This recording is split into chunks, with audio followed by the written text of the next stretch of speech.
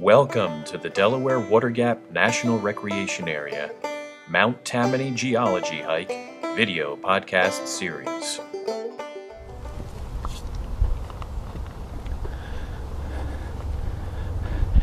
As you round the bend in the trail, you will be struck by the large bedrock outcropping you have to scramble over. As you do so, notice the color and texture of these huge rocks that you are climbing over. It's called the spine of the Bloomsburg Redbed Formation. Here are some examples of the rocks that you'll see along this stretch.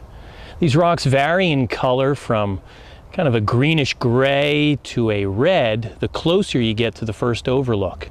They also vary from sandstone to siltstone to shale as you travel in that direction.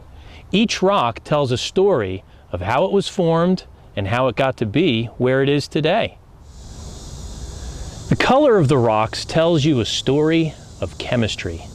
As you get closer to the overlook, the rocks get progressively redder in color. That color is a clue that the chemistry is changing as well. In fact, the redder the rock, the more iron it contains. For the same reason Mars is called the red planet, due to the iron oxide rocks on its surface, the red beds here contain a similar chemistry.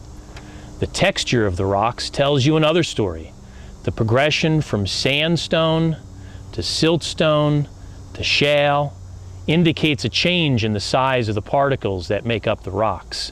Sandstone is made up of the largest particles, and shale the smallest. So what story does that tell?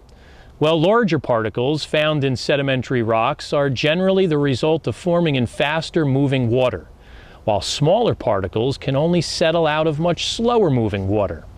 Essentially, this tells you the story of the conditions during which these rocks were formed. Think about these things as you get closer to the overlook.